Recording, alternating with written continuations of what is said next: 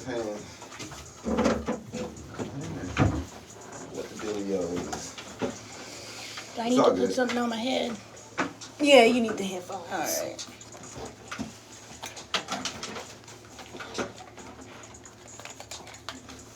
I took that shit off so fast. Whatever, knucklehead.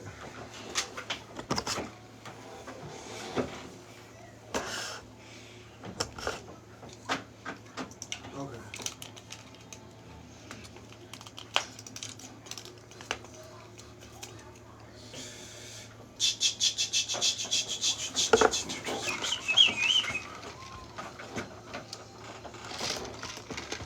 Sound, you checked it?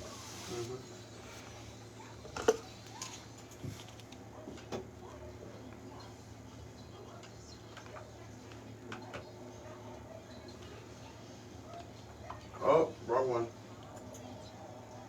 Oh, sorry. Hey, you pulling the wrong one. That was the most recent one. It said from today.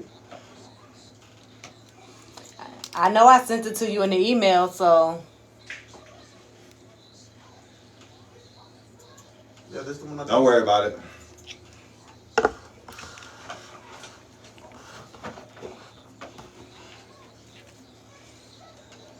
It's kind of quiet. Oh, somebody got my headphones turned down. I can hear mine from over here. Somebody turned my headphones down. It's all good. Yo, good morning, good morning, good morning. We are thrilled to bring you another episode of Habari Live, your go-to podcast for the folks, the pulse of Phoenix and beyond. Like always, we are all the way live from Paradise Valley. I'm Damon Dipling Ellison, your co-host. I'm with Aisha. And Jimmy. Jimmy sounds so pumped like always. I sounded just as excited. No, you did. Aisha. Hey, what's up with you? Hey, Petra. Today will be your guide through the exciting stories and everyday happenings in our vibrant community. We have a couple of great guests in today. We have Lonnie Appleton and Petra Sharon Fox, the owners of House of Soul and dedicated to, which is dedicated to amplifying Black culture. And what's the name of your business? Because I forgot. I don't necessarily have a business, but Okay. I am a healthy family advocate, and I am located at LonnieLifestyle.com. But Okay. I'm just an advocate. I'm out here getting it popping for the community. But you would call yourself a public speaker? Or? Public speaker, coach, content creator. Just like I said, I'm out here just waking people up, shaking things up. Yeah. Can you share with us the inspiration behind your book? What's the best that can happen? All right, so in 2013, what we call now downloading. Back then it was channeling. I think download is more palatable for us, but I channeled that book. God came to me. I'm a spiritual being, so I reference God often, but God came to me and was like, you need to wake up and start sharing your business. Okay. Honestly, it was crazy because Spirit was like, just start sharing your business. And I was like, you want me to tell everything? And Spirit was like, tell everything. And so in that awakening, I downloaded that book, and that really is detailing all the steps that it took for me to wake myself up. So the shadow work before it had a name, the mirror work before it had a name. Okay. All the things that everybody's doing is popularized now. I did it in 2013, and it really helped me disconnect from this present, lower vibrational reality, and it helped me really start elevating my consciousness. Okay. That's always the best. That's for a person who's trying to move forward with their life. It's the best that can happen. Sometimes, right, you get caught up in what's going on social media and what's going on in your life in high school, and you have to sometimes remove yourself from those situations where you can really appreciate what you are and what you bring to the party. And some people, you get caught up in what everyone else is doing. You have to just focus on yourself. Exactly. And I like that what you're bringing to the table, and what's the best that can happen instead of looking at what's the worst that can happen. Yes, best possible outcomes. Yeah, man. It's like the guy was on here last week and he was talking about saying yes. You know what I mean? Instead of being a no person, being a yes person, saying, yeah, man, I'm going to do that. Let's do it. Because you always, when you're cutting off opportunities, you're cutting off situations where people who could teach you something, and you don't want to listen because you think you know everything, especially as a teenager. Heck yeah. We know everything, and no one can tell us anything. So we all been there. Yes. I went through a phase of a year of yes after reading the book. Can't think of the author right now, but Shonda Rhimes, I think. Thank you, Shonda Rhimes. Yes, I did my own version of Year Yes, and it was miserable because I was saying yes to everything, and I'm a mother, so everything my children asked. My kids had me trailing behind them in the mall. They had me at the park chaperoning stuff because I'm like yes, yes, yes, yes. So something that I learned in saying yes, you also have to say yes to yourself. So serve yourself first. Right.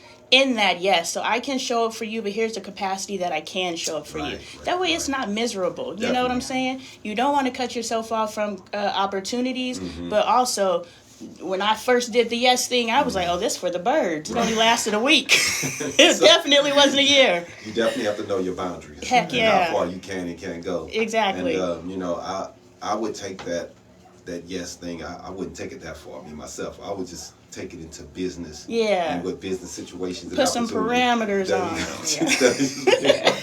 Yeah, because there's some things I'm definitely going to be like, nah. Nah, I'm good. I'm good. Straight, yeah. So, the book promises intentional healing and shadow work and meditation. Could you elaborate on the key practices or techniques readers can expect to encounter?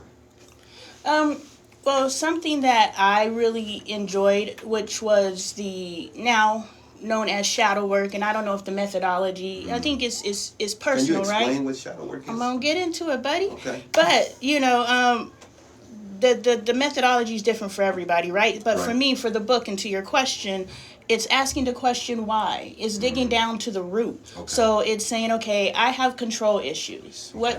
Why? Where did that root from? Right. So why do I believe that I'm controlling? And now that I'm asking myself, that's going to give me another answer. So it's almost like you're talking to yourself. Okay. So you're therapizing yourself. You're being your own therapist, and you're saying, okay, once you get that answer, you question that answer, and then you answer that question, and now you're digging deeper and digging deeper. I call it going down the rabbit hole. Okay.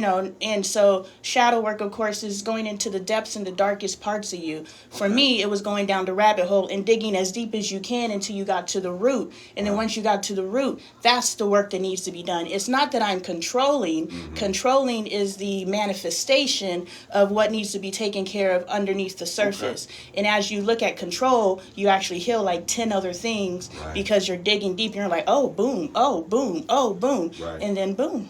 Yeah. I mean, knowing yourself is basically what you're saying. Yes. Just to dig deep into yourself to know exactly. Like I was watching TV, and they were pushing some pill that helps you to lose weight. Yeah. And they were talking about some of the things that people go through when they're younger that can help them to become overweight when they're older. Yes. Some of the things your parents might have pushed on you to clean your plate, to eat all your food, to finish everything. And then those things get stuck in your brain for life. Yes. And you wonder, why am I like this? Well, it was put on you as a kid, and it's something you may need to change, for you can be able to have an effective way of losing weight or just getting into it to a point like, man, this was bred into me. I didn't just start doing this, you know what I mean? This is things that was taught to me as a kid. I just need to break those things, and I can be able to manage my weight or be able to manage my way of making better healthy habits. Yeah. Which is hard to do, and especially if you were not born in a family that teaches healthy habits, that teaches to eat healthy foods, because a lot of families don't do that. But then if you want to even dig deeper than that, that's why you're saying, okay, why am I overweight? And we're thinking that it's eating habits and all these different things, but it could be, parent guilt. Yeah, it can be a sense of responsibility. It could be all these different things. So it's not just I'm overeating because of this. Well, no, I'm overeating because when my parents said to me to clean my plate, the shame that I felt because of that. So now we're working on shame. So that's going down the rabbit hole. And we're like, well, if I just clean up my diet, no, you got to work through that shame. You got to work through all the different things that were put on you that psychologically put you in a space where I have to eat. You know what I'm saying? So to your point, that's a beautiful example of how you can dig down from one thing, overeating, maintaining my weight, Right. and now you're like, dang, I got, parent issues, I got shame, I got, all these different things I got to work through. Right. And then the weight is the physical There manifestation. you go. Yeah. I mean, like, I know a gentleman who he's having issues with diabetes, and he's having a hard time stopping sugar. Yeah, and man. even though I'm it's Addiction. yeah, I mean, I'm addicted. it's we're all hugely addicted to sugar. Yeah. But it's taking your life, man. Yeah, it You is. have to figure it out. And I'm thinking, just like what off of us talking right now, that he probably do have some deeper seated issues that he can't get off the sugar. You know what I mean? And it's killing him. We watched her uncle pass away. He made bad decisions, had diabetes. He lost a leg, lost another leg. Then after that, he passed. Yeah. You know what I mean? Because his body couldn't handle all these surgeries and all of these things that they're doing to him. Yeah. And we have to figure out, man, what is causing these issues where we can't put the sugar down, we can't put the foods down, and we see it's killing us, and Yeah. we're still going down that path. All of it. And it's not just sugar, it's thought processes, it's how we speak to each other, it's the separation, the singledom instead of the collective mindset. There's so many things that's out here killing us, and we're focused on the topical things, and we got to start digging deeper to save ourselves as a community and as a society. We got to look at everything that's put in place to kill us, and there are so many things to put us in place. Just like you said, people want to be on the podcast, but they don't even show up. They don't even see that that's a manifestation of what has been designed and created for us to stay down, and in this space that we live, this space is killing us. Right. This energetic vibration that we exist in is killing us. Right. You know what I'm saying? Yeah, definitely, man. And I think that sometimes we underthink the things, and we just love to do what we love to do, and that's what's it. important. Yeah. And we can't stop doing those things because we love them so much. It makes us feel so good. That comfortability. Yeah, as and long as we're comfortable. It's the frog in the pot, right? The frog doesn't know it's being boiled if you slowly raise the temperature. We are literally if I can go here, we are literally in World War III. We just don't know it. Right. And so it's like if they're slowly raising the pot on us and slowly raising the temperature on us, next thing we know, we're going to be living in shipping containers fighting over a can of beans, and we've accepted this as our reality when today we are in place to wake ourselves up so that we could be like, yo, this ain't it. I was talking to my husband the other night about when we were kids, when we visualized the future, it was a utopian future, right? When we were kids, it was like flying cars and the Jetsons. But now our children are manifesting and visualizing destruction and what Iraq looks like. A dystopian future, Yeah. right? And so it's just like, yo, if all of us collectively are seeing destruction as our future, we're accepting that as our future. And so it's like, it's all by design. It's so crazy that we don't even see it because we're slowly being boiled. Well, I mean, in America, money is first, and these companies run everything. Yeah. And, they make the decisions for too many. Yeah. By their products and by whatever they're pushing. Yep. And capitalism is, that's one of the bad things of capitalism is that products being pushed and money is first. Yep. And physical health, mental health, those things are second. Yeah. And that's a problem America has. And we're seeing some of the progress go backwards that we've made as a country because we're not making good decisions when it comes to food, and when it comes to some of these things, our life expectancy is going backwards. Yeah. We've seen that happen in the last couple of years. People are not happy as they used to be. As I read that we went down a couple more marks as to 23rd. Yeah. We had United Arab Emirates is happier than we are in their country. We're not happy, man. So we need to figure out what's going on, because happiness is key. That's how a country is moves forward. If the people aren't happy, then the country's not going to move forward. You know what I mean? By design. That's the way it is. It's by design. So you mentioned that your healing process is not a one and done experience, but rather an ongoing journey. How do you guide readers through this continuous process of self-discovery and growth? Well, in relation to the book, in any book, I have to let all readers know that you do the work, right?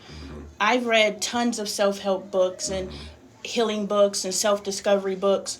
It wasn't until I sat down and I said, this is the practice that I'm going to follow. Yeah. And so when people are reading the book and they need to be intentional in the book and be like, okay, truly, line by line is healing. You can read a line, you can self-reflect. Right. Read a line, self-reflect. Read a paragraph, self-reflect. Open the book to a page and read whatever your eyes land on and self-reflect. So the healing is continuous because you're able to go in knowing, as I read this book, I am here to heal myself. So it's all about self-intention, because you and I can read the same book. If you're reading it for pleasure and I'm reading it for healing, we're going to get something different from it. Totally different. So it's people taking ownership of their journey in their healing process and knowing it's not one and done. You can read my book. I read my book and I wrote it. Right. You know, and what I read, I'm just like, yo, okay, I could do some moves today, because perspective is constantly changing. You know what I'm saying? How I saw something before I walked into this podcast, I can see it completely different walking out of this podcast. That's my intention. You know, so healing is constantly a journey of self-discovery. How can I be the best version of myself? And the tools in the book are really just helping you wake up to the stuff that we have been dormant to. Like, yo, I didn't even know I was struggling with that. You know what I'm saying? Yeah. And so, and that's what the content does on As the Apple Turns. You know, it's really just bringing up the stuff that we've pretty much quieted our brain to. Like, we just been silently ignoring it. I learned recently, and I hate to admit this as a Black American, but I recently learned that Harriet Tubman was married. Yeah. Didn't know that, and that he was a free slave. Right. And so, not free man. Sorry, he wasn't a slave. He was Boom, from boom. Philadelphia, though, right? Yeah. I'm not sure. I don't know the He was from details. Philadelphia, Like, yeah, I that's don't. why he was free, because Yeah. Philadelphia at that time was a free Okay, area. boom. So he was a free. He was not a slave. I take that away. He was a free man. But when Harriet was like, "Yo, I think there's something else out there," he was like, "Nah, I'm good." And so it's just like she had a vision that he couldn't see. No, he wasn't from the past that she was from. Yeah, and so when she went to him, it was like, yo, I think there's something else out there. He was like, no, I'm going to stay the same, because he was comfortable. So like you said earlier, as long as we got our music, as long as we got our TV, as long as we got our, you know, our comforts, then we don't really reach for nothing higher. But there's a few of us out there who are like, yo, if they let us experience this, what aren't they letting us experience? And that's what Harriet Tubman said. She's like, if they letting us experience this, what aren't they letting us experience? Right. And some of us, like her husband, would be like, I'm good. Right. But there's some of us, like us in this room, who are like, yo, there's something more and we gonna reach for it. Or die trying. Right. That's the So, you know, I think that was something that really woke me up and paralleled my life, because when I started this journey to self-discovery, and clearly in 2013, but most recently 2023, you know, I woke up to the fact that the way that I was raising my family was going to set, and I used to joke, you guys are going to need therapy after you leave, you know, growing up with me. I used to joke about that. Right. And so in 2023, I woke up to that, and I went to my husband. I was like, yo, the way we're raising this family, we setting ourselves up to be the next, you know, WTF. I was like, I don't want that. Right. And my husband was like, it's fine. So I made the parallel. I was just like, yo, babe, there's a better future out there for our family. And he's like, well, I'm comfortable. Right. So I made the parallel to that. I don't know what my point was, Right. but I might have made a point there. No, I understand completely. I mean, because sometimes you have to drag people along. Sometimes people are not ready for change. Not at all. And sometimes you have to break down the door for them. Yeah. For them to be able to see exactly what you're seeing. We deserve it. Yeah, man. And everybody's not going to see the same things that you see. It's just inevitable. It's life. Yeah. But to get the ones that we care about to see those things is important. It's very imperative to us. So, for readers who may be new to healing and self-discovery, what device of encouragement would you offer as they embark on their own journey of self-discovery? The biggest thing that I've learned is, and see, I identify as a scientist, so I'm constantly working theories. And I've heard over and over again, especially since I've been more public in my presentation, i.e. social media, people saying you can't force someone else's evolution. You can't make someone else change. And I'm testing that theory right now with my husband. Right. I am, because I was just like, I feel and I know that I have triggered 2 breakdowns in him. And it's because I made his living circumstances so uncomfortable that he had to deal with himself. And when he had to deal with himself, he had to learn that the world around him isn't the problem, it's himself. Right. And so the key to your question is, how do you get people to who's not even knowing something's going on to notice something's going on? Is to put them in a position somehow. And it's divine. We don't even gotta show. We don't gotta do nothing. God got it. You know what I'm saying? Right. But they need to be in a position to just know that something ain't right. Something's not right. Me waking up every day unhappy ain't right. Me fluctuating. I don't even ask people how you feeling today. Don't ask me how I'm feeling today. I'm great. Now I may move into an energy where I'm just like, Lord Jesus, get this energy up off me. But for the most part, this up, down, depression, that's by design. No, we are divine beings. Right. When we came to this earth, if you look at these babies are happy. Yeah. These babies aren't depressed. These babies aren't this. The only time they cry is because they cannot speak and say, I'm hungry. Right. That baby is not crying because it is unhappy. That baby is crying because that is their means of communication. Until I can say, I'm hungry, I'm wet, Right. I'm going to cry. So we develop this depression. Yeah. We develop this unhappiness. Right. So it's just waking up to knowing that, this space that I'm living in, this constant unhappiness, I honestly feel, and I said 2 conspiracy theorist things today already, but I honestly feel like Monsters Inc. Right. They are harvesting, they're capitalizing off of all of this negative energy. Yeah. They're like, if there's nothing happens because it's not supposed to, right? They control everything. Why is everyone consistently depressed? Right. Why is that the vibe? You know what I'm saying? And happiness is fleeting. Well, Why? I mean, I think it's a lot. There's a lot going on, and I think that we as people, we have to figure out how to make our own self happy. Yeah. But the capitalistic society, the work, go, get, money, this, fashion, what you got on, it can get to you. It's a rat race. It's tough, man. Hamster wheel. Right. I mean, we all saw the video this weekend of the guy with the, you see it, Jimmy? The dude with the blue polo on, got the striped polo and the New Balance. He dressed like you. Right, that's what I was saying. I'm like, dang, they dissing me. that's my outfit. I'm pretty much wear every day. But they was dissing, dude. They like, bro, you ain't clean, bro. It's like, you ain't fresh. You ain't fresh at all. Give it up. You could see it. He was hurt. He was hurt. He put some time in that outfit, man. But he had, after that, he got like, I think like 70,000 followers. Yeah. Everybody's giving him love and showing him, saying that everybody's man was like, clean. dog, you tripping? Look at the outfit you wearing. Right. And that's where it comes from, man. Yeah. We put so much pressure on each other. This man thought he was looking good. Instead of somebody saying, that man you had doing your $50 thing. worth of Whataburger. That man is fresh. They broke that man down. He at home thinking his polo ain't fresh no more. You like, what? you know?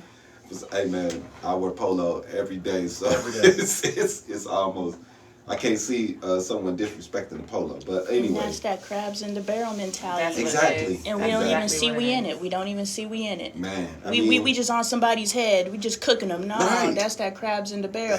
Because how much further could we as a community get if every time we saw something that triggered us, like his shoes. You know what? What can I find positive to say about that? Right, exactly. You know, every person I look at, I was like, I could find one thing positive to say about them. If I can't compliment, ooh, girl, you so pretty, I'd be like, them shoes, sis. You know, I could find some way to uplift a person. And if every single human took it upon themselves to find a way to uplift every single human is uplifting someone.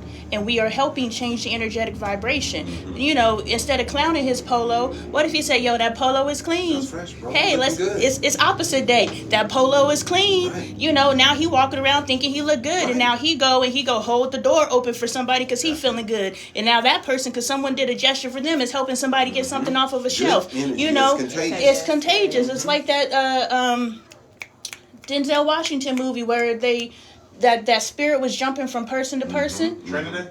No, it's fine. No, not that one. King Kong ain't got shit on me. Oh, I know this is. I bleeped it a little bit. You're good. I bleeped a little bit. Because But you know what I'm saying is, it's the one time is on my side. It's that movie. oh yeah, I know what you're talking about. Yeah, where and it was just you couldn't see the ghost, but it kept It going jumping into from people person and to and the person. People was singing. I Yeah, forgot the name of the movie, but it was good though. it was a good movie. But the point is, good energy. Pop on you, Right. pop on you, pop on you. Right. Or if I come in here on some, you're gonna be like, that Exactly. energy jumps too. Right. We have to decide what energy we're bringing into a room at any given time. Yep, that's That's a real, fact. man. That's a I fact. I like you just- over there, sis. I wish that Like, we did more. yep.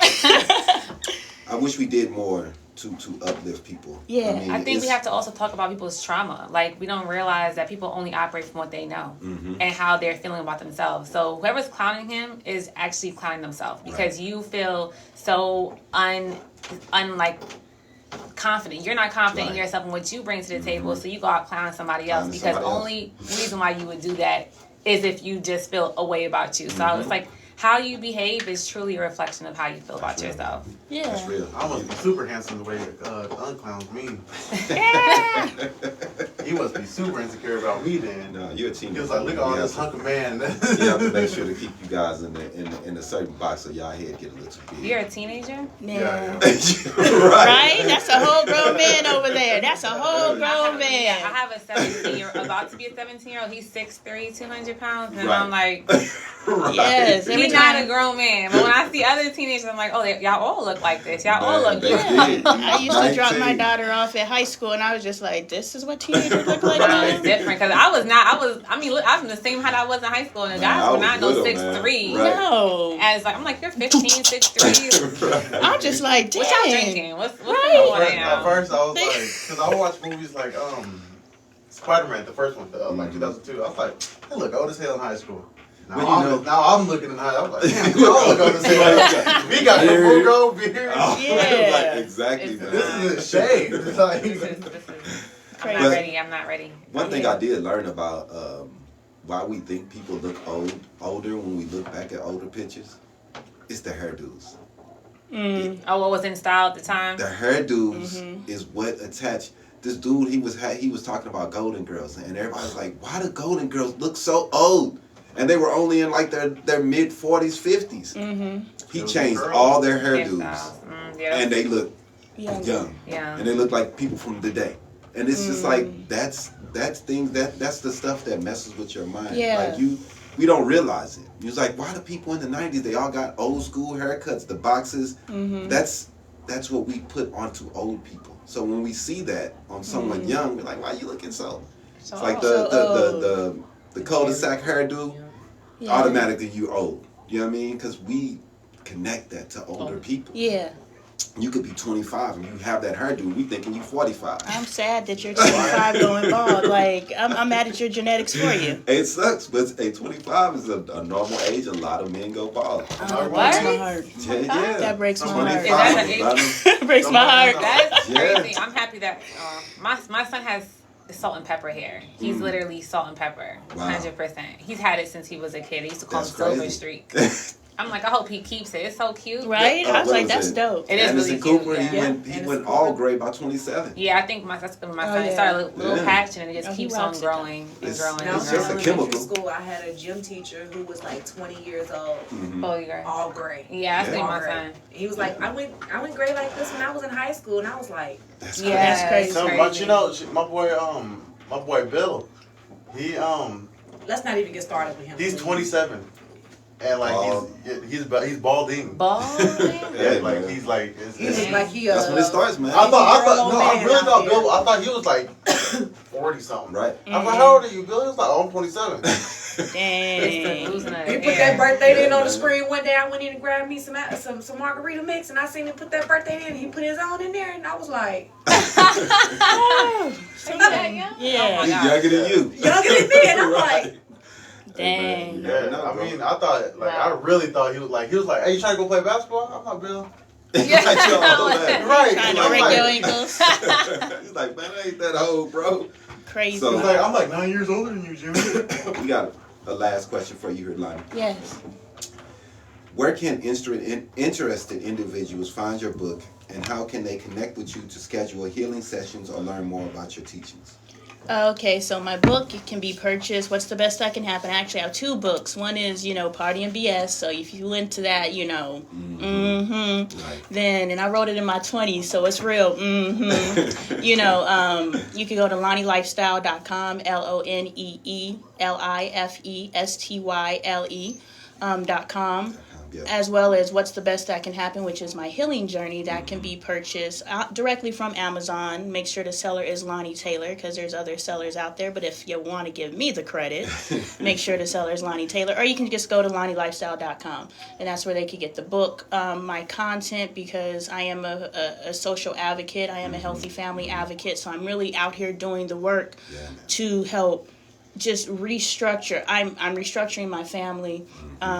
Me and my husband just came to a head where we're ready to get a divorce, but we went into a space of separation where I went and slept in another bedroom. We didn't leave the house, but I went and slept in another bedroom. We lived as roommates for 10 days. Right. And that helped that energy dissipate.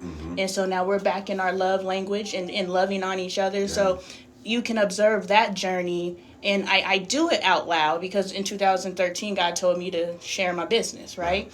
And so in 2024, I'm still out here sharing my business, but now it's in video form instead of blog form. Okay. And so as we go through this healing journey, all of that can be observed on YouTube as the apple turns, or TikTok, where I'm more active, but we all know that's phasing out. As the apple turns. So people can get in touch with me, LonnieLifestyle.com, or they can get in touch with me at As the Apple Turns. Get in touch with the content. We are really doing the work. So all the things that we discuss within the community, we're out here healing through it. Like, we're not playing games no more. Right. We woke up to the fact that this the shim sham, and we done getting scammed. Yeah, man. I'm 100% with everything that you're doing. I believe that so many of us need self-healing, and that sometimes it just needs someone to help you take that first step. We appreciate you coming on and talking about this. We're going to take a quick break, and we're going to be back. We're here with Petra to talk about her event that's upcoming. Let's run to a break, bro. All right. We appreciate you. If y'all can switch spots or whatever you want to do, babe. Yeah. We'll get you going. Apologize for my lateness. Happy I hopped in when I did. did, because I was refreshing. Yes. My friend getting more views than I am. Who? My friend, I posted an old video of him.